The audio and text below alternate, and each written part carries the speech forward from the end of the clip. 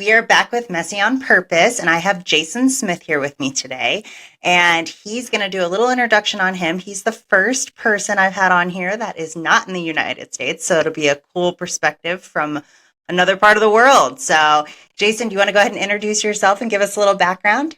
Yeah, of course. Thank you very much, and thanks for that short introduction. And whilst I tried to justify as much as I possibly could a fantastic trip to Vegas, I just couldn't couldn't get there in the end. But yeah, so my name's Jason. I'm in England, just outside of London.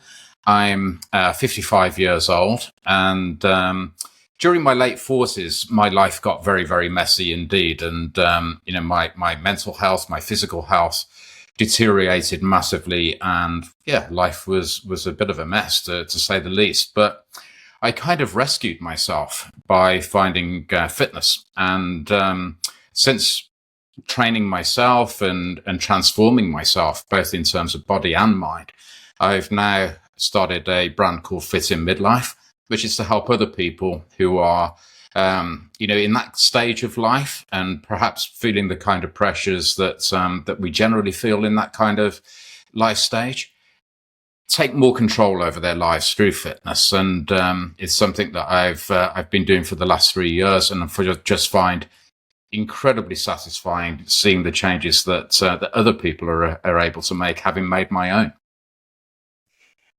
That's so cool. Being able to help people, right? Like that, it's rewarding.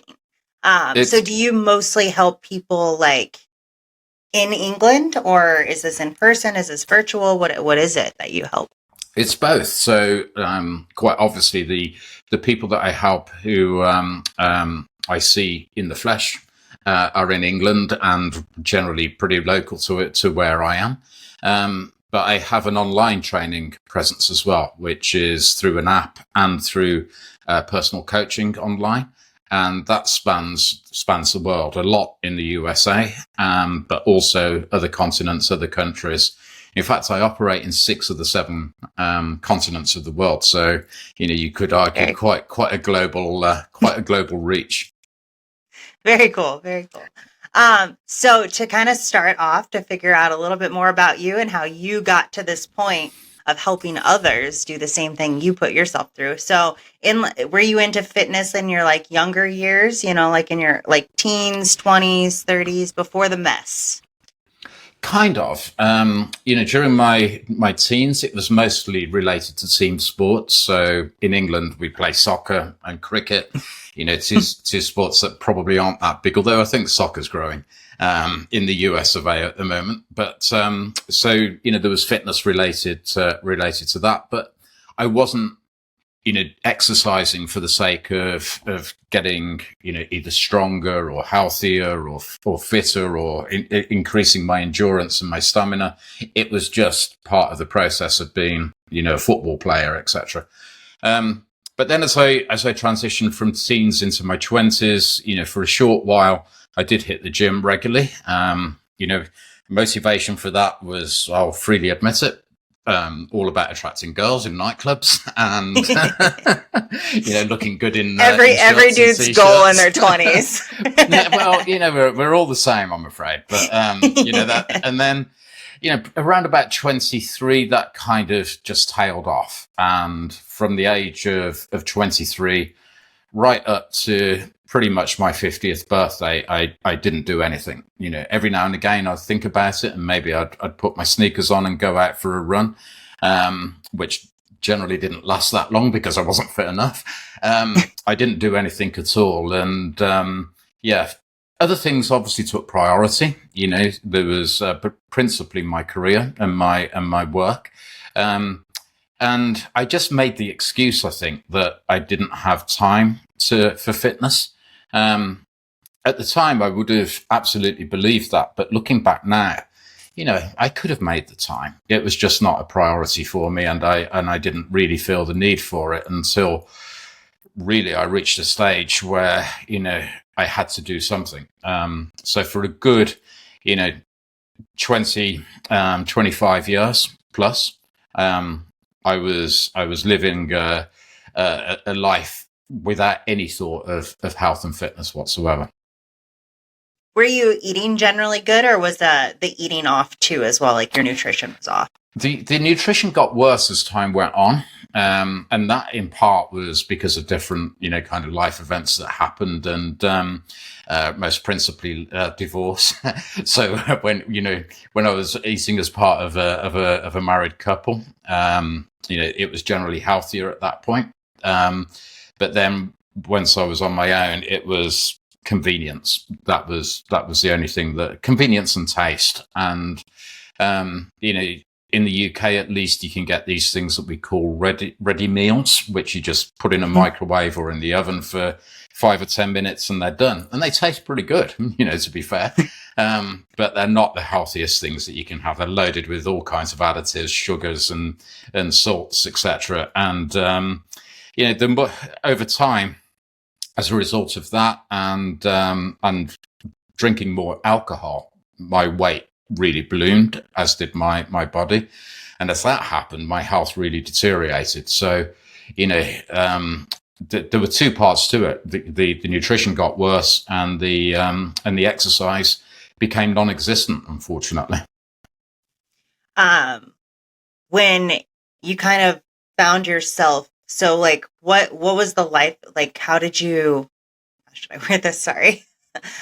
So as you like went from, like that happy, good life where everything felt like it was pretty solid, to kind of into the mess a little bit. What led up to that? Was that what led up to your divorce? Was there stuff before that? Was the divorce the reason that you kind of changed? So by that point, I'd remarried. I'd got a son, and and that relationship is still going strong. The big change that occurred was that when my son was around 5, I was yearning to spend more time with him, and I had a good job. I traveled a lot. I traveled to the States a lot, as well as South America. So I was a chief marketing officer of a media business, and I used to travel across New York, Philadelphia, Houston on a regular basis, and then in South America down to Santiago in Chile and Buenos Aires, Argentina, Madrid in Spain. And I was just spending a lot of time away from my son, and I had a guilt complex about it, I suppose. And, I felt like I was just outsourcing parenthood and fatherhood to a paid nanny. And that just didn't sit right with me. As a child, my parents were both working class, and, they would work hard and they would work long hours. But they were always there for me, and I felt that I wasn't there for my son, and that just, it created a dissonance, which really kind of burned inside. And the organization I worked for went through some structural changes, and I saw an opportunity to leave. And I thought, right, I'm going to take that opportunity. I'm going to leave with a decent severance package, and I'm going to spend more time with my son, James. And that was great. The timing of it was wonderful because it was just before summer. So, we had 8 weeks to spend summer together, and, it was glorious. He was 5 at the time. And, we went to all of these different places, did all of these things, and I loved life. And then when he went back to school, it kind of suddenly hit me, because I didn't know what to do with myself. And I realized that so much of my self-identity was wrapped up in my career and my job title that I literally didn't know who I was anymore. And I kind of felt worthless. And I knew that I didn't want to go back into that world of lots of travel, working long hours. But I thought, well, I've got to do something. So I started doing consulting for a while. And the reason I wanted to do consulting as an independent was I had the belief that would give me more control, particularly over my time. And, I would still be adding value to companies, and it would give me a sense of identity and purpose again. And it did. And I did that for a good 3 years or so. And then, the same kind of issues reared their head again. And I knew I wasn't enjoying this. And, I was doing more than I wanted to, and I wasn't spending time with my son. And it just seemed to be that other people wanted me at the times when my son was available, i.e. during school holidays, etc. And so I kind of just let that drift. I didn't actually close the business. I just let it I stopped chasing new work, and I let the projects that I was working on finish off. I would hand them over to the client, and I wouldn't replace them.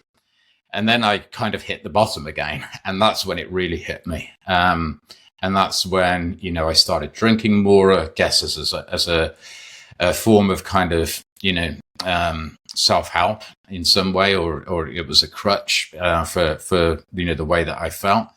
And yeah, things kind of spiraled downhill quite quickly from that point. And it became a mess. It became a messy life, frankly. I mean, the one thing that I didn't allow to happen was for my son to be affected by any of that. So he was completely shielded, and I was the great happy dad for him. But deep down inside, I was in a mess. It's that's the best word I can find to describe it. Yeah, I mean, I would say we all like kind of go through these like roller coasters, right? Of these ups and downs. And I feel like when people turn to alcohol, it just like immediately goes downhill. Yes. I feel like a lot of people, and I don't even think that's like just in the US, obviously. You're in England. That's all over the world. And like, I feel like it's not referred to as a drug like it should be. Like, it's not much different than using other drugs as a coping mechanism. And I feel Absolutely. like it like kind of destroys society in a way. Yeah, it does. It's a weird one, isn't it? And with me personally, the alcohol I drank was wine. It wasn't, I wasn't drinking a lot of beer. I wasn't drinking spirits, vodkas and or whiskies or whatever. It was wine. And in England, at least, there's something, there's a status attached to wine and drinking wine. It's a very kind of middle class thing to do. Any TV program or film that you watch, when the main character is coming home from work, the first thing they do is come in, they put the stuff down, they open the fridge, they get a bottle of wine out, and they pour themselves a glass. It's just so inbred in society and very, very normal. And because of that, I certainly didn't class myself as an alcoholic. But I ended up drinking 2 or 3 bottles of wine a night on some nights, and that's quite a lot to consume. That's a lot. Exactly. But because it was wine, I didn't. No, I'm fine. If I was drinking a bottle of vodka every night, I'd probably have thought different about it. But there was something about wine that made it allowable, and it's and the wine that I drank was it was pretty decent stuff. So it wasn't cheap either. But yeah, I just became, I went from using it as a self-medication to, I suppose, becoming dependent on it, and I remember distinctly, I would be thinking, right, James is going to go to bed at 7:30. I can open a bottle at 8, 2 hours to go. Well, and that was the kind of thinking that I would have, and I would look forward to it. And, the sound of the cork coming out of the bottle and the sound of the first glugs going into the glass used to be, it used to give me a dopamine hit. And, I would have an immediate feel good, and I'd have a glass of wine with my awful kind of food. And, and at some point I would roll into bed, and it wasn't a great or healthy existence at all. Well, and it's probably worse too doing it at home by yourself, right? Like social aspects, it feels more normal, but like when you're doing it at home by yourself, it's no longer a social thing. You're just drinking because you want to feel that way. Yeah, exactly. And that's, pretty much how it was. And, I kind of, I didn't really, for a long time, I didn't really find it weird. And then all of a sudden I did. I started to think there's something wrong with this. It's too much. I also had the impression that, pretty much everybody else I knew was doing something similar, if not the same. Maybe not to the same level of consumption, but, drinking 2 or 3 glasses maybe each night.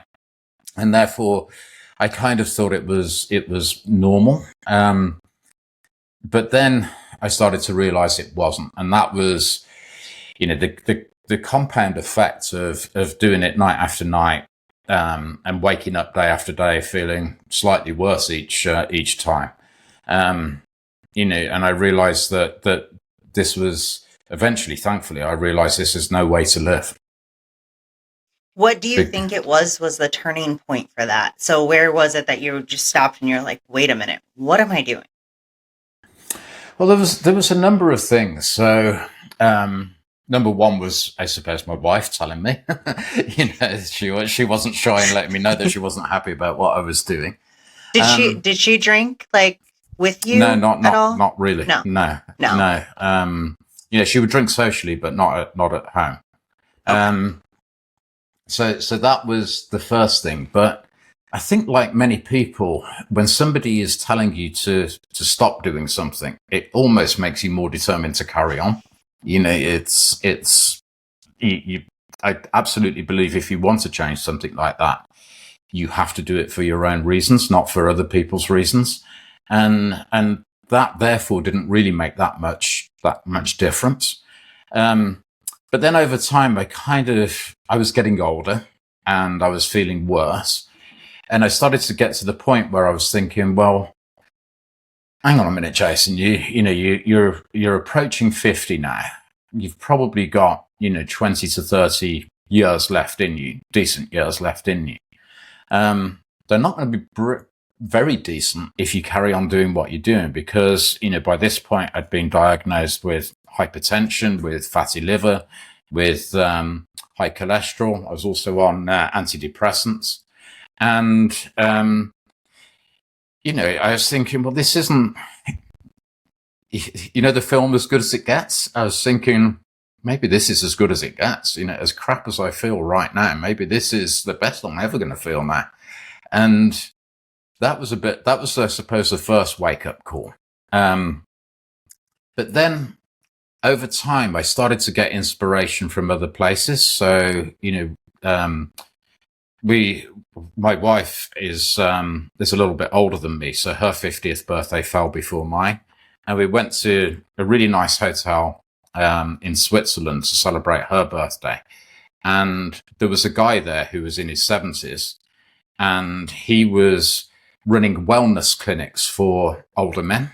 And this guy was as fit as a fiddle. He was in his 70s and looked like maybe he was 50. Something like that, and acted that way as well. He had all of this energy in him, and I looked at him and I thought, geez, this guy's in his 70s, and yet he is looking and living better than me, and I'm not even 50 yet.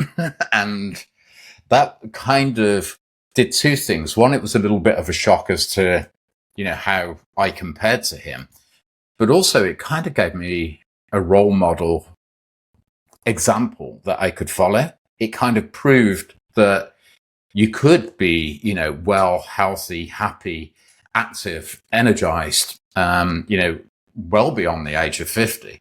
And maybe actually, after all, this isn't as good as it gets. Maybe, I could change some things, and I could improve. And, so that was one of the key influences. But the biggest thing that really hit me was an Instagram post. So there was a guy called Dave, and he had decided to go sober on January the 1st. It was his New Year's resolution. And on the 21st of January in 2019, he posted this picture. And it was a still from the film of The Hobbit. And it showed the lead character, Bilbo Baggins, running through the Shire.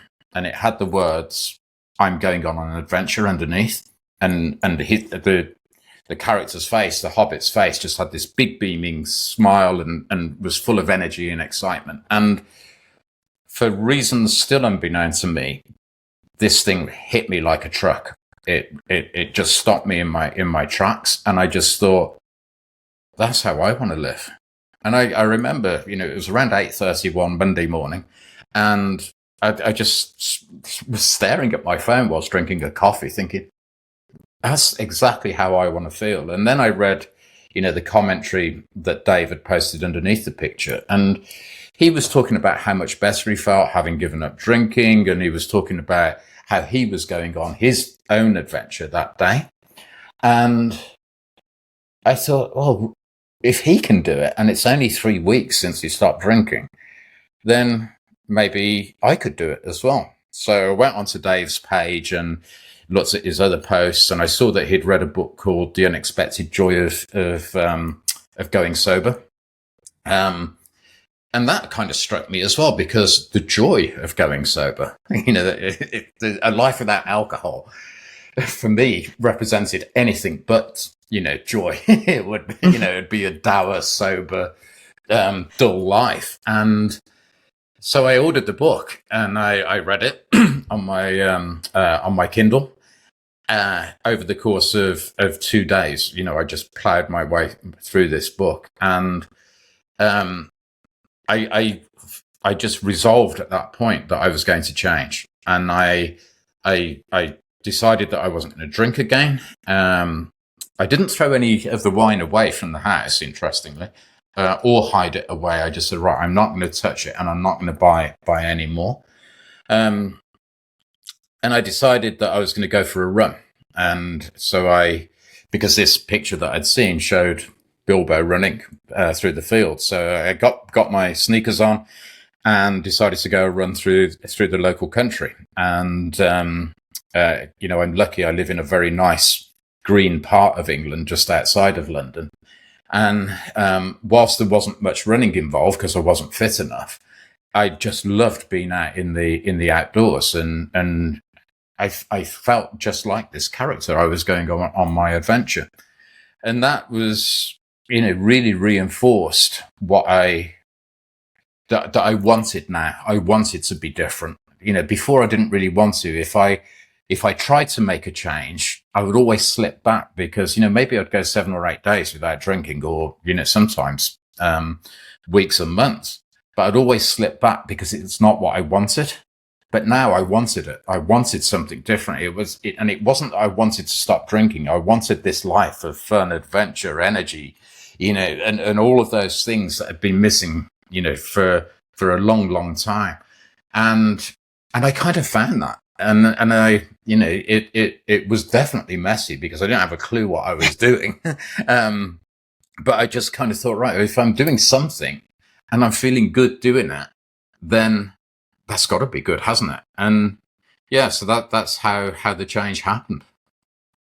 Isn't it something too? Like, there's something about being out in nature that makes you feel good. And when you shelter yourself for a long period of time, it's so noticeable on how much it brings good out.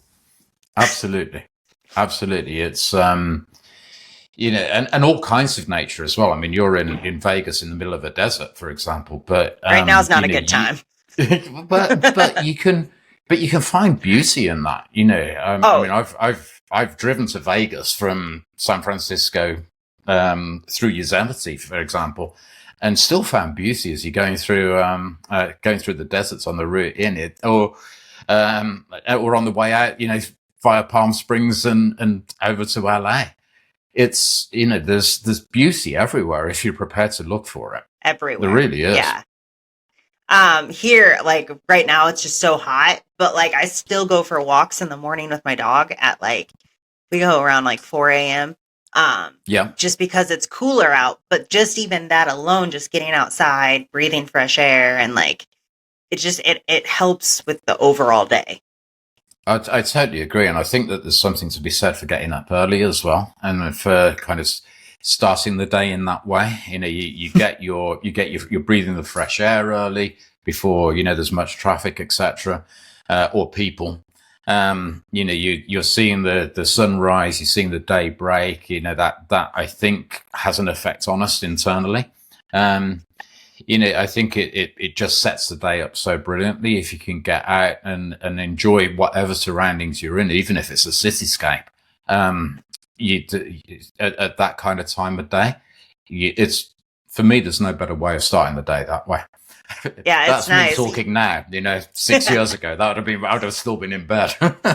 You never know though, like if you would have gotten up and did that, you might have started sooner. Well, that's the You know? thing, and that is absolutely true, isn't it? Because you don't know what you don't know, and Right. a lot of the times, if you did just do something, and maybe even almost do it by accident, you just happen to wake up early, you can't get back to sleep, so you decide to get up and you go out and you think, oh, this is really nice. That's that. What a lovely surprise. So it's just all about how you start your day, really. I love getting up. I've been taking the dog now that it's hot, like before the gym, then going to the gym, and then starting my day. And if I don't do that, it throws my whole day off. Yeah. Yeah. I mean, it's for me, dogs as well, I think are great, but that's Oh, another big part of my life. But, for me, getting up early, getting outside with the dogs, and then the exercise part as well, whether that be outside or in the gym, it sets you up perfectly, doesn't it? and I think what people miss too about working out is that it's so subjective, right? Like what works for one person doesn't necessarily work for another. And like you just got to find something you enjoy to make sure that you can be consistent. You know what that is so true, and I think one of the big problems that I see with the fitness world, and particularly what you see from the fitness world in social media, is this specificity in terms of how you should do things and what you should do. But you're absolutely right. The only thing that is important is that you enjoy it, because if you enjoy it, you will do it, and if you do it, you'll get the benefit from it. If you don't enjoy it, at some point you're going to stop doing it, because Yeah. who keeps doing what they don't enjoy? Nobody. It's and so that for me is also the biggest thing. So since the day back in 2019 when I couldn't run, now I'm a regular runner, and I very rarely run on roads. It's always on trails through the country. And, I absolutely love that. But I know, and I will talk about, my passion for that until the cows come home. But yeah, I recognize that other people would prefer to swim or to paddleboard or kayak or to cycle or whatever it might be. And whatever that preference is, if you're getting the same kind of benefits in terms of the exercise, the fresh air, the daylight, all of those aspects, then brilliant, go for it. And if you don't like heavy cardio, a walk does just as good. Like that's what's so great about it. There's so many absolutely. options. Absolutely. And, for me, walking is the most underrated exercise. It really is. I know we have this fixation with 10,000 steps, but, I don't think people really recognize the wider benefits of just getting out for a walk in terms of what it does, not just for your physical health, but for your mental health as well. And your emotional state, it just shifts you. And again, it's nice. You don't have to be in a beautiful place. Or as in, a beautiful kind of natural place. You can find beauty in a city or a town or a park, whatever it might be. It's really just getting out and like kind of clearing your head sometimes, like I'll get overwhelmed with work and just need to go for a walk. It doesn't matter if I'm in the city or not. Like I just need to go, just let it just process, maybe not think for a minute. Yeah, absolutely. And we all have life's problems, don't we? And sometimes going out for a walk and actually for me personally, every time I go out for a walk and just clear my head, I always come back feeling 10 times better. Every time. And it's just something about, especially when it's outside. It's not the same like on a treadmill or something. No, that's one thing that will never be explained to me, but why would you enjoy that? Yeah, the people that run on treadmills, I'm like, why? Well, I can understand running on a treadmill if you want to, kind of pace yourself for a certain distance, and Or if you're because training for something. exactly. That, But yeah. no, not for general fitness and enjoyment. No. No, not a good time. I feel like there's other options. Oh yeah. But everybody has their thing. Absolutely. Yes. Absolutely. So as you kind of started changing everything, how long do you think it took you to, so you clearly got the change, like you felt like you wanted this, but how long did it really take you to get into routine and feel like fully good? And, like, cause a lot of people get into it and it's like, well, this sucks still. And, it's taking so long, and, they get discouraged very quickly, and they're not necessarily falling in love with it yet, because I do think it does take time as you're doing these things, and you got to get that dopamine and, really feel good from it. And then you fall in love with it. But you fell in love with it. When and how did that happen?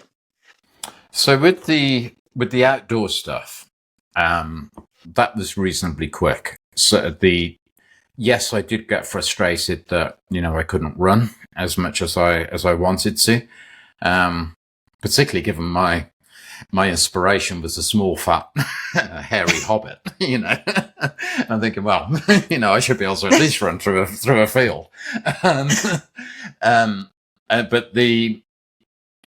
at some point, and it was relatively early, I kind of decided to focus on what I had done rather than what I hadn't done. And so I started to think about, well, I managed to, to get a quarter of the way up that hill today. Whereas before I couldn't get, anywhere near, even a tenth of the way, before I had to start walking. And I focused on that, and that was a little achievement. And I think, yeah, that's really good. Well done, Jason. And I'd kind of, I would celebrate it in a way. And that really helped because, a quarter of the way ended up become a third of the way, and then half of the way. And then eventually I was able to run up the hill. And let me tell you when that happened, the scene from Rocky when he runs up the steps in Philadelphia. I was at the top of that. That was amazing. So that was just, I suppose that was easier because I just love being out. And if I was running or walking, and today, if I go for a run, if I see something that I want to stop and look at, wildlife or a view of some sort, I'll stop and run and look at it. I'm not thinking, oh, what's this going to do for my, for my split time or for my average pace, etc. I'm just thinking I'm want to be out here to enjoy it, so I will stop and enjoy it. The harder part was the gym because I hadn't been in a gym for a good approaching 30 years really, and you have kind of mental blocks about that because you think and actually one of the things you have to think is that now it would be 35 years ago. The gyms in the UK, at least 35 years ago, were they were full of serious bodybuilders. You didn't have, your kind of gym chains, that were very, that were more inclusive to a wider group of people. You were training in a place where, the guys and the girls were there for serious intent and training very, very seriously. And so my impression of going to a gym again was that it's going to be full of people like that. And how am I going to get on? And they're just going to be laughing at me. And, I'm going to get embarrassed. I'm going to make a fool of myself and et cetera, et cetera. So I think that's a pretty normal feeling. I think most people that are new to the gym have that everywhere, Yeah.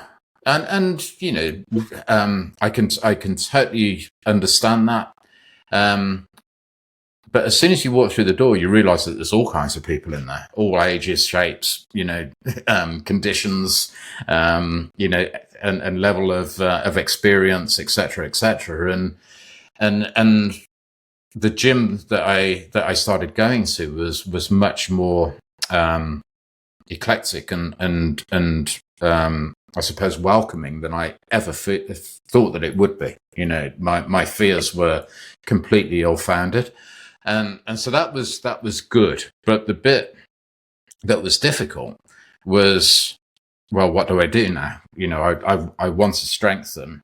I had this idea in my head that in order to make myself more energized, and I need to lose some weight and I need to build some muscle. That was essentially what I wanted to do.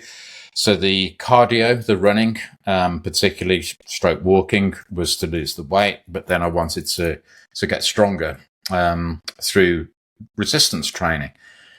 But I didn't really, I could remember, what a basic bench press was and things like that. But a mixture of confidence and a little bit of uncertainty kind of limited, my performance in the gym. And so that really did take a longer period to work out.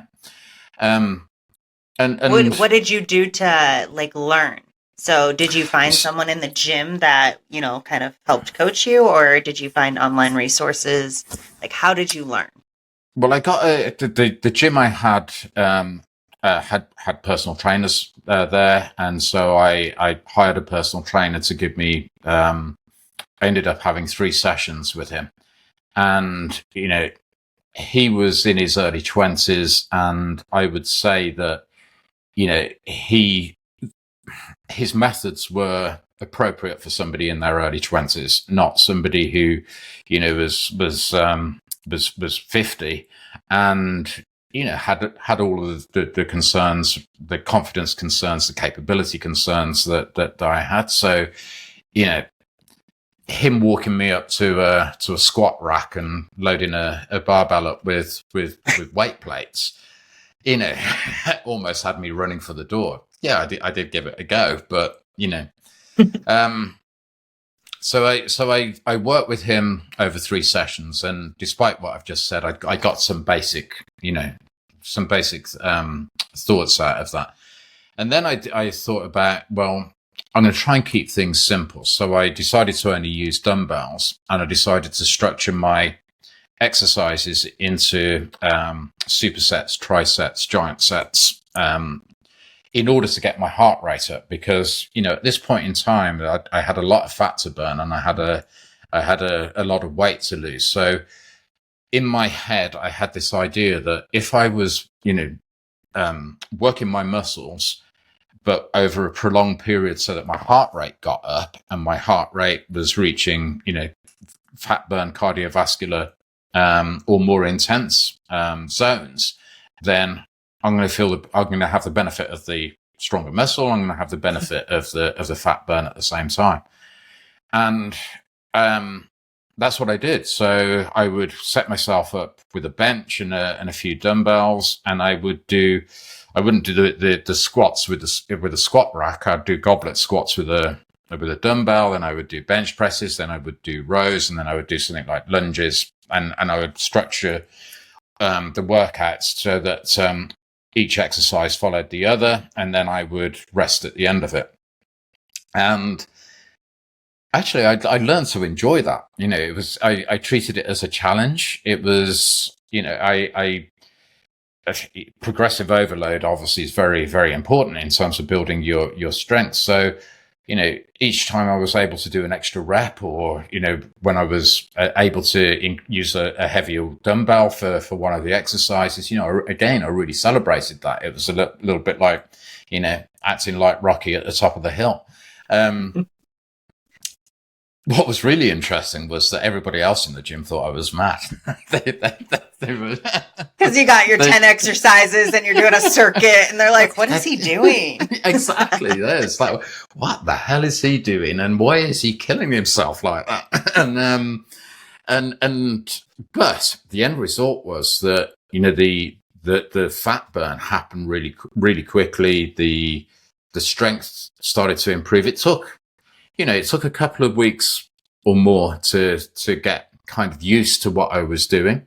And then as soon as I'd kind of got everything worked out in terms of the technique, the progression was relatively quick, which is often the case, with when you first start working out, because, the gains that you can get at that point are accelerated compared to, once you've already built a lot of muscle. You're starting from zero, so it's easy to Yeah, so grow. absolutely, absolutely, and yeah, you yes, you feel it, and obviously, I was having rest days, etc. When I would go for a walk, um, or possibly a bit of a run, depending on how much leg work I'd done in between the weight sessions. But yeah, I just kind of I did what felt right and what I thought would work, and subsequently.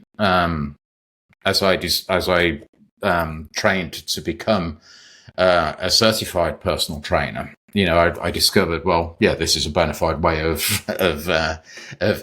exercising. And if you look at what I was doing holistically, it was a typical hybrid training approach, and that was that was incredibly effective for me. Um, but I do remember people kind of, saying things to me like, oh, "What are you doing? And are you mad? Or are you training for something?" Or various other comments. But the one really distinct memory I have was I was doing single arm rows, kneeling on a bench, and I remember the first time when I was doing the row and I saw the veins in my arm for the first time. Because my body fat had reduced, so that I could now see the veins. I thought, wow. I could think that, and I remember thinking, "This is it. This is brilliant." And I felt so good about that, and it was just one of those really nice feelings. I knew that my body was changing, and that I was that I was obviously being composed differently now, less fat, more muscle. It's an incredible feeling when you get to like see change because it's so Oh slow. I always recommend to yes, people, I was like, you have to take photos because you won't see oh, change, and there's change all the time, but you just absolutely, don't see it. And absolutely. it's pretty incredible when you feel that. The vein thing made me laugh because my husband seen like veins. I think it was in his calves, and he got super excited at one point. So It it's is just honestly. It's it's just it's what you because it's what you see. It's what Arnold Schwarzenegger's got, etc. And oh, it's and Sylvester Stallone in the Rocky films as well. It's like, oh, that's it. That's I'm getting there. I will say though, you mentioned like the bodybuilders and like thinking that what you're going into, and like now the gyms are a little different, especially like the big box gyms. Mm. But I actually really like bodybuilding gyms the most. I feel like the people are like much nicer, more helpful. I feel like they're more serious, so you don't have as many people messing around on their phone or whatever it might be. I actually really enjoy the bodybuilding gyms. Well, I guess because there isn't where I live, there isn't a typical bodybuilding gym. So the typical Okay. bodybuilders go to the gym that I use, along with the other people. And I agree, they're the nicest people. They're Oh yeah, absolutely amazing, and they're they so might look supportive. intimidating, Oh, but totally, totally. They look like they're going to tear your head off, but yeah, but they're absolutely the nicest people that without exception, that I've met at the gym, and so helpful, so supportive, and I'm 55 now, and most of the guys that are like that at the gym I train are, perhaps the eldest is about 30, something like that. But I'm one of the gang, and it's lovely to have that kind of relationship with these guys. I mean, they're twice the size of me as at least, but been training a lot I'm, longer. well, and yeah, and they're probably different goals to what I have, but the way they're so accepting and accommodating and friendly to me, I totally agree. They're great people, and as you say, you don't see them scrolling through social media in between sets and completely forgetting that other people might want to use that piece of kit. That stuff drives me nuts. I think it does everyone. um, yeah, it's cool because I think what it is like they're very healthy people, right? Obviously, if Mm, they're bodybuilding and they look the way they do, they have the discipline and the mindset to be able to do like keep their nutrition in check, keep their workouts in check, and work towards their goals. And if they're working towards their fitness goals, they're most likely working towards all their goals. Yes. whatever that might be, whether that's career related, family related, whatever it might be.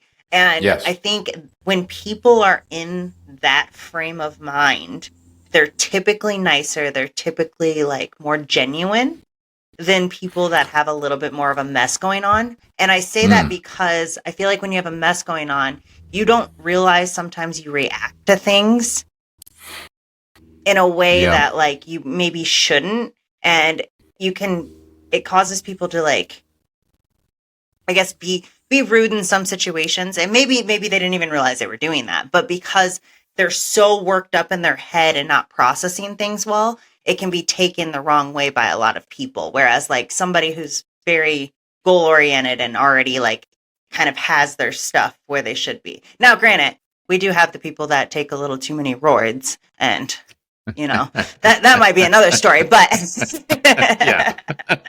Mm. But I agree, and I think that what you described, when people have goals, and one of the biggest things that I didn't realize is how everything that I did from a fitness perspective just went into every area of my life. The discipline, the focus, all of those things, and the enjoyment as well. Yeah. But when people have that kind of discipline and they have those kind of goals, they have a confidence inside of them, which Oh yeah. I think comes out through an aura that they express, and they're much more, they don't feel threatened. I think when people are in a messy place, they do feel more threatened, and their reactions therefore can be a little less appropriate, and can be upsetting or rude at times. And which is fine. I was a complete and utter mess. My route I've been to there getting out of that myself. was we've all, and who Yeah. hasn't? Who Yeah. hasn't? That's the thing. And if you're lucky enough to have not been in a mess yet, you probably will be at some point. So Or you just didn't recognize it was a mess, I guess, because I think we all have maybe. Or it. denial, or denial. Yeah.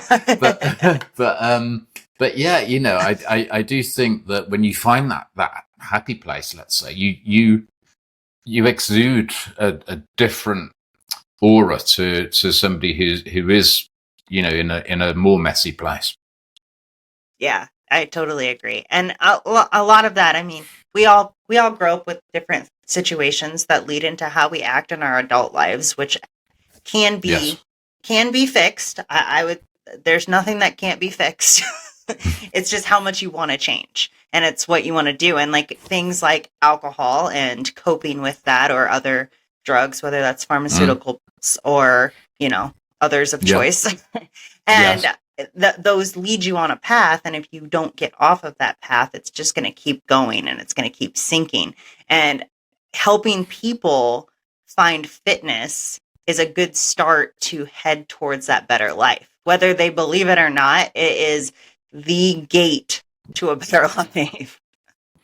I couldn't agree more. For me, it's the foundation of a good life in every respect, whether it be clearly your health, but also, your relationships, your family, your career, your business, whatever it might be. I think it does affect everything. I really do. It's like you said, foundation, and we have to have a solid foundation to get anywhere else. I mean, yeah. Absolutely. So is something that you noticed. So this is second wife, right? Yeah, third actually. Third wife. Okay, so you're with your third wife. You've been Yeah. married 2 times before. Yes. Since you have fixed your health and became more active and taking care of yourself, do you feel that your relationship is better this time around because of that? Do you think that could have Oh, helped previous? yeah. I'm not sure about the previous relationships. I think in both cases, the reason why they didn't work was I was so focused on my career, and but that meant that I was absent quite a lot, Right. which it isn't a kind of great place for a husband to be. Right. With my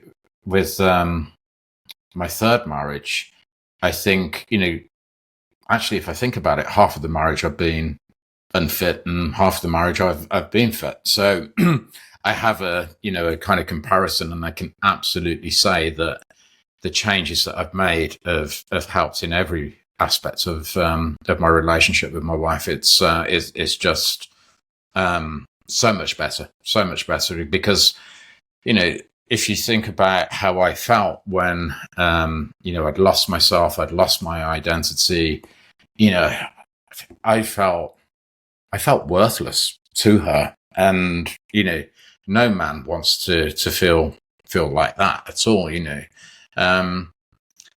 And the fitness and everything that I've done through that has completely changed that situation. You know, I feel good about myself. I feel physically strong and mentally strong and emotionally strong now, and I feel like I can be there to be, you know, the kind of husband that I would want to be, rather than, you know, actually what you described earlier. You know, somebody who's a bit messy and perhaps not, you know, acting, behaving, or responding in the most appropriate way.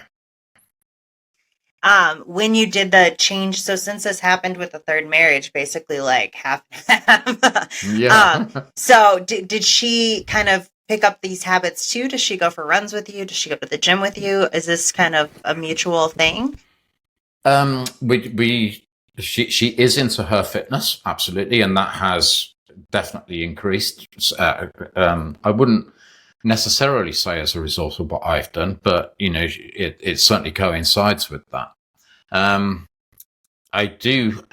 We do work out together sometimes, but generally, yeah, she has a preference for things like bar, Pilates, etc. She's unable to run, unfortunately, because of a hip problem. So, you know, she does her thing and I do my thing. Is generally at the same time, but different things, and sometimes in different places. Do you guys ever, so you said you have dogs, right? Yeah. Yeah. Do you ever go for walks together, like walking the Oh dogs? God, yeah. Of course, yeah. I find that super helpful. Like, me and my husband do that like in the evenings typically. And like, it's a good quality time activity that's also active. Like you get out, like you get to talk and kind of enjoy nature at the same time. It's a great way of unwinding, and, you know, I'm lucky. I can't really say that I have a very, you know, a stressful life or a stressful job. I love what I do now. So, you know, no matter how busy I might be doing that, and I might sometimes be kind of, you know, in a bit of a mess and trying to think about, all right, well, I've got to do that, I've got to do this, I'm going to do that. You know, I couldn't really call it stress. You know, you certainly don't have any of the politics and that type of stuff that goes on in the corporate world. But it is a great way to just, you know, kind of connect together at the end of each day and spend some time together. I totally agree, you know, and, you know, in summer in England in particular, it's a great thing to do. Is it pretty nice weather in the summertime there? It's changeable. We always, you know, we always think that it's worse than it actually is, you know. And this summer in particular has been very good. We've had, you know, we're right in the middle of a heat wave right now. But yeah, you know, it's the light that makes a difference, you know, particularly if you're out walking in, you know, in the country, in woods or forests, which we typically do. You need to be able to see where you're going. Is it pretty cloudy there then, usually? It can be. You know, I would say that, you know, we get far less rain than, you know, a lot of people outside of England would possibly expect. We definitely don't get as much fog as people expect. You know, you watch any film about London and London's full of fog all the time. But for a long period, generally from around October through to about May, everything just seems grey. You know, you don't get it. It's cloudy. It's generally reasonably dry, but there's not so much sunshine. But during summer, we get a good spell of sun every year. It's hard for me to live anywhere else but the desert now because I moved from like from the Midwest, which is like, I don't know how well you know these states, but you said Pennsylvania, so that's kind of close in that area. Yeah. And the weather there just sucked, right? You barely seen the sun. I go back home and like we'll be there for 5 days and not see the sun once. And Sure. like I see it every day here. Like if it's cloudy, I'm like, what is going on? And so like I don't know if I can be without the sun anymore. Yeah, well, if you come to England, my recommendation would be to come around June time. June is always a good month. Good to know. That matters. I always think of that when I'm gonna visit somewhere. It's like, how's the weather gonna be? Yeah, exactly. Exactly. Okay, circling back. So Yeah. you did all of these changes. You said, so what made you start working on your personal training certificate? And then like Mm. where did you start with that? Did you start working in the gym that you were working out at, or how did that work? So the reason it came about was in part through the experience I had when I was working with a younger personal trainer. But there was one day, and again, I can remember it very, very clearly. I was doing some shoulder presses, and there was a personal trainer with a lady in her 60s, I would say, early 60s. And, she was doing a bench press, and the personal trainer was paying his client no attention whatsoever, not even counting her repetitions, because he was too busy chatting up a girl who was on the next bench, which, she was a nice girl. I don't blame him in many respects, but it did make me think, it did make me think that, this lady's paying for his time and his attention and his expertise. And, she should be getting a better service than what she's getting.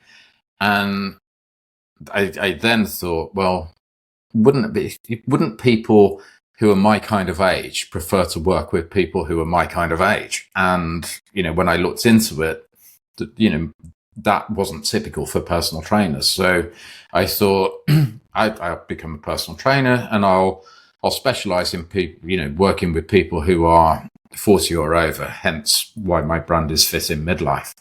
And the training that I did, separate too, but within the building of the gym that I was using, there was a company that provided teaching for gym certification and personal training certification.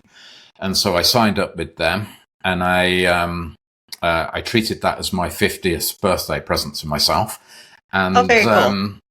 and I did the courses. So that took around 7 months. But unfortunately for me, my timing wasn't brilliant, because just as I qualified as a personal trainer, COVID happened and everything closed down. so there I was with the qualifications, but nobody that I could actually serve. But in a way that helped, because I started putting some stuff on social media.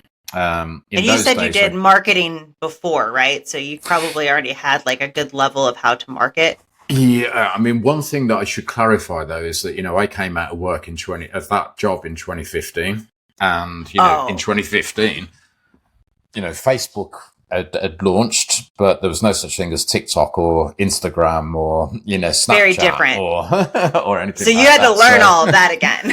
Absolutely. I mean, I know the principles of marketing, but the actual, the actual application through those media was something I had to relearn. Absolutely. And so I started posting stuff on social media, and I did pick up some clients who, they used to be on, like us now, they would be on one side of the screen. I'd be on the other side of the screen, and I'd be watching them and talking them through their exercises. So, using Zoom. But that, I suppose, opened my eyes to the possibility of online coaching.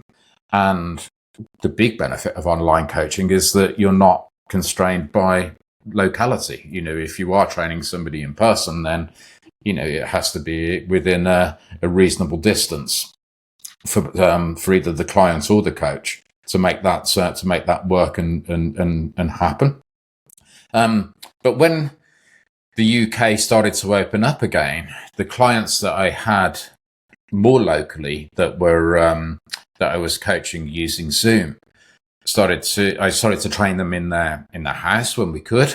And then ultimately when gyms opened up again, I did a deal with a different gym locally to me, where I would be a personal trainer at that gym, and I would be able to bring my clients in, and that's how it all started. And for a good 18 months, that's really all I focused on. It was training people in person, and I built up very quickly. I built up a good, sizable client base.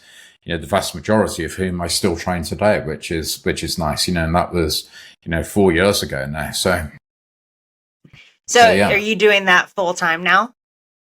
So I'm doing training full time now. I try and limit how much I do face to face to Right. roughly 50% of my working day, although my working day can be quite long because of time differences. So I do my in-person training, which is roughly 50% of my time, and then I do my online training and build my app and post social media content, in the other 50% of my working day. The social media content is so much work. People don't realize that. It's, you sometimes get all the, you get, let's say, less than kind comments on a post that you've done, or a reel that you've posted. And you kind of read this comment and you think, if that person knew how much time I've put into, filming it, editing it, scripting it, editing it, and then, writing the commentary for it. It's a lot of work. It is a lot. It's a lot more work than people would think. Absolutely.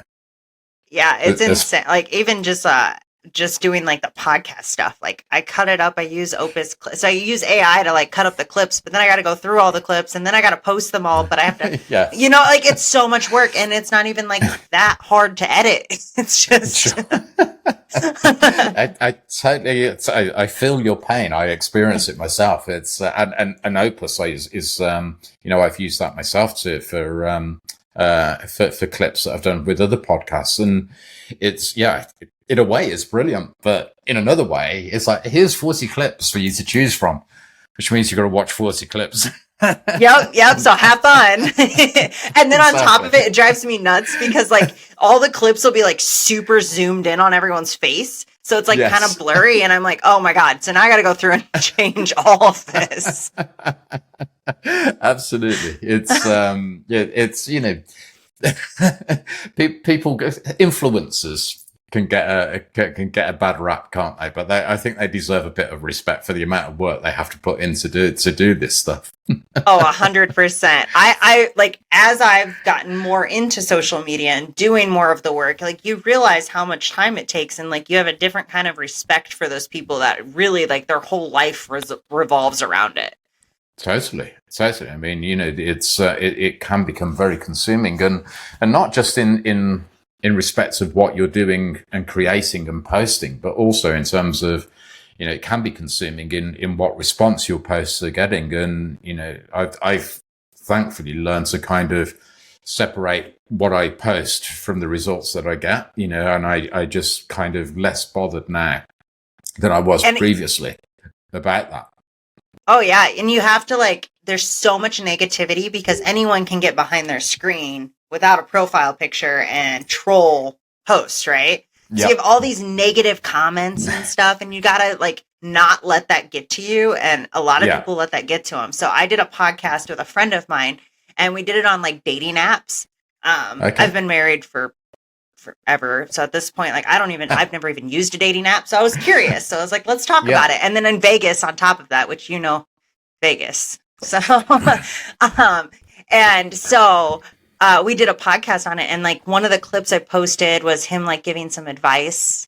And somebody commented on it, and he just got like super depressed, and I was just like, I'm sorry. Like, I can't control the internet. No, it can be tough at times, and I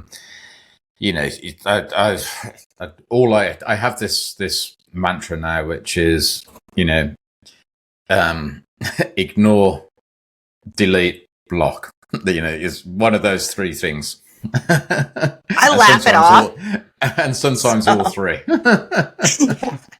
I don't even block anybody anymore. I look at it like, I look at it like such a business transaction that like, if you comment and whether it's negative or not, I don't really care if like 1,000 people think my post sucks, because all you're Yeah. doing is bringing traffic to my page. Yes. Like you're driving the post. So like, thank Absolutely. you. And I don't care Yeah. what the comments say. Well, sometimes, this happens quite a lot. Somebody will make a negative comment on one of my posts, and then somebody else, not me, will defend me or start the argument or argue back, and this then runs and runs and runs and runs, and from an engagement perspective, that's just wonderful, isn't it? And and it actually is quite pleasing to know that other people are sticking up for you as well. So that's a benefit. There's good and bad in it, but there is no doubt so much work. Oh, absolutely, and much more than anybody would think. Yeah, it is like a full-time job if you do that. And people think like it's just easy work, but it's not. It's easier to clock into your 9 to 5 and get on your computer and pretend to work for 9 hours. Like that's way easier. I've done both. Yeah. I agree. It's it's the amount of thought, the amount of planning, the amount of actual work in terms of editing and creating and filming and etc. Yeah, it's not just time consuming, but it's also you have to spend time and be creative, use your creative resources to to make things that people are going to want to watch. It's a lot of thought into it. It's a skill. You have to learn. You have to get better. I know when I first posted like a first video of me talking versus now, like I went from just like never talking on social media to making videos talking on social media to a podcast. So sounds like a natural progression. Yeah. Apparently, according to my husband, it's just because I like to talk, but well, if you enjoy doing it, then absolutely. It works. But it is something you get better at over time. And I'm sure you figured that out too, like getting started and like, just like, what do I do? Let me try this. Let me try that. And then you're like, oh, that worked, and then you progress. Absolutely. And that's true in everything, whether it be, the way that I train myself, the way that I train other people, the way that I've, in my previous life, the way that I built my career, the social media aspects, you kind of, as long as if you have a degree of emotional detachment from the results and you're more prepared to just look at it perhaps a little more coldly and take the learning from it, then, that you can get up that learning curve quite quickly. And I think circling back to like the fitness stuff, like having that foundation to be in that right mindset to be able to do that. Absolutely. The amount of people that I talk about this too, because, in fact, only this morning, and I know it's morning for you in Vegas, but got my coffee. it would have maybe been about midnight. But I was with somebody, and they're doing that. Go on, let's make it 8 repetitions they were going for, and they were struggling to it was a seated chest press that they were using. It's go on, let's get that done. And I do say to people, you really didn't want to do that last repetition, but you did it, and you proved to yourself that you could do it.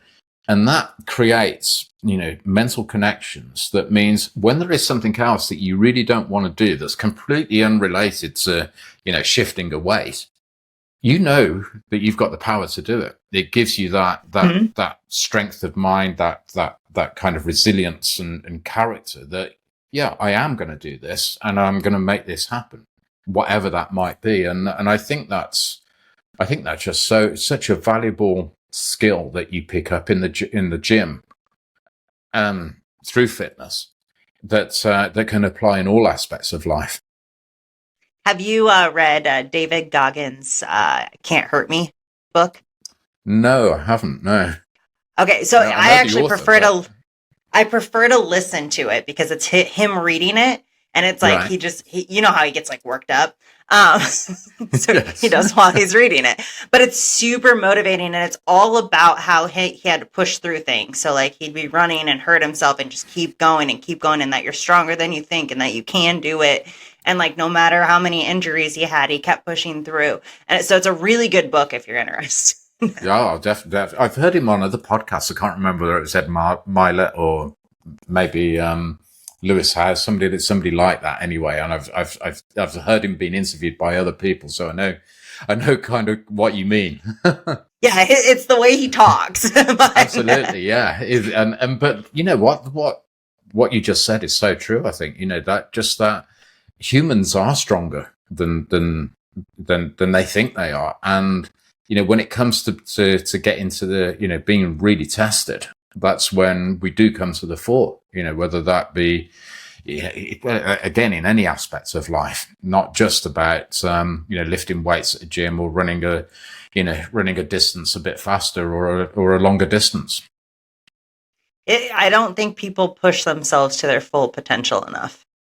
It's kind of wired, isn't it, though? Because, the biggest thing that we have inherited from, our kind of primal ancestors is security and safety.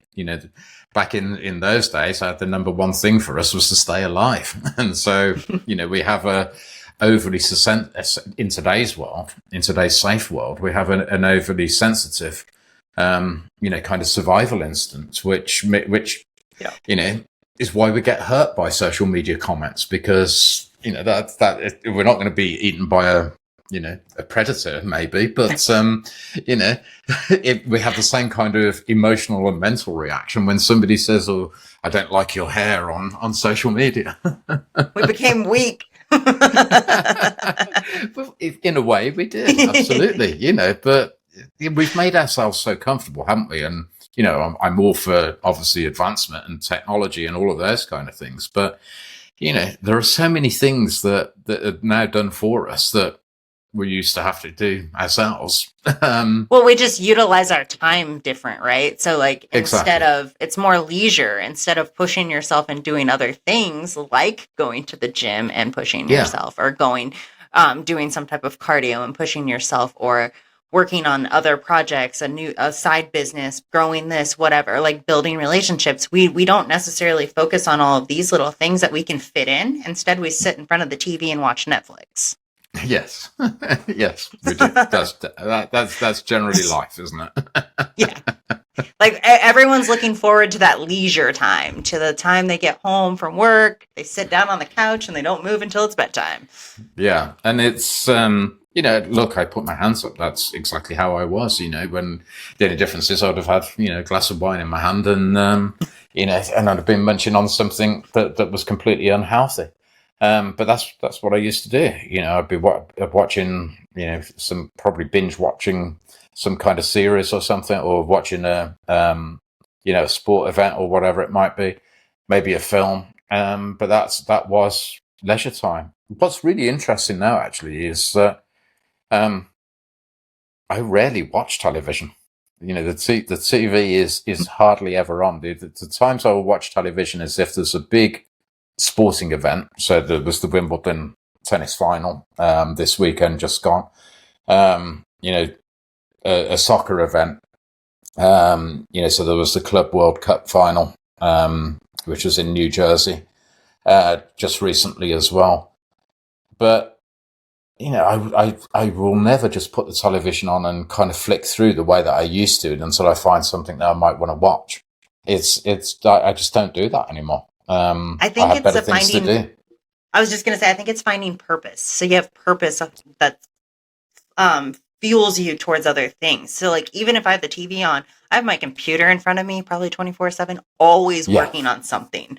yeah, Always. yeah, absolutely. And with the kind of things that we do, you have to be like that. I have to be like that because a lot of the people that I work with are in the USA. So quite often I'll be on calls or messaging with people well into the night in UK time, and I don't have a problem with that. Actually, it helps because back in my corporate job, I used to have to do that then because, I had teams of people that were in across different time zones in the US and South America. So I kind of became accustomed to it with that. So it's not a problem for me now. But it's not a problem for me now because I actually want to do it as well. I love talking to these people. I love, helping these people. I love designing their workouts and putting their meal plans together and all of those kind of things because I know it's going to make a difference to them as long as they do it, obviously. But I know it's going to. I know that it is going to make a key and life changing difference to them. For me, I didn't get fit. I got a life. That's what happened when I made that decision back in January 2019. I decided to live again. And you've kind of dedicated your career now to helping people that are in their later years, like fix where they're at and be able to live the rest of their life healthy and happy and have purpose. Absolutely. And I am so passionate about it because people may not have been to the to the same extent of a kind of midlife drift is what I call it that I was, but it happens. There's research that shows it's like 4 out of 5 guys that are feeling discontented and they've lost a lot of their their spark in midlife. I mean, that's why we use the term like midlife crisis, right? Everyone goes through a midlife crisis. Yeah, absolutely. And, maybe I went through a midlife crisis, but it was a bloody good one. It was worth it because it got you to where you are now. and a lot cheaper than a red sports car. That's true. See, I married a car guy, so I'm screwed.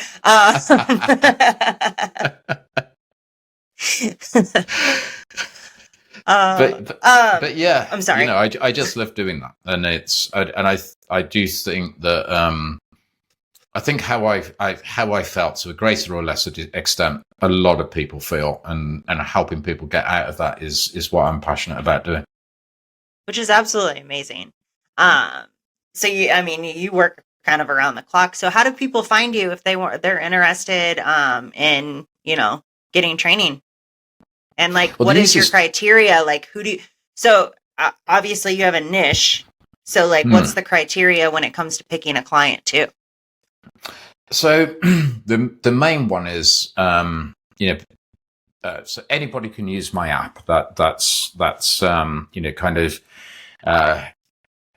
with workouts and meal plans, etc., which will help anybody. But when I am personally coaching with somebody, my key criteria is their commitment. So, I want that one's huge. I want to work with people who want to work, and sometimes I need to be convinced by that. Now, I've been there myself. I've experienced all of these things myself, and I know that enthusiasm and motivation is going to ebb and flow, and that's absolutely fine. But if somebody is, they are really want to get whatever result it is that they want, then that's the kind of person that I want to work with, not somebody who's kind of in the hymn hall. They talk the talk, but they don't do the work. That's the kind of person that I don't want to work with, because how do you defer that? So how do you know person to person, what kind of signs do you look at? Because I've had similar things too. I refuse to work with somebody who's not serious. So I'm curious on how you decide who that is. So before anybody signs up to either my in-person or my online coaching, I have a conversation with that person, and that's where I will get a good sense. I have enough experience now to get a sense as to whether that person is committed and serious to what they claim to be committed to. Back when I started, I kind of learned through mistakes as well. There was a number of times I actually went to clients and said, look, this isn't working for you. It's not working for me. you're not doing the stuff that we agreed that you would do. And I think it's better that you stop paying me money and that you go and, find somebody else, or, go your own route.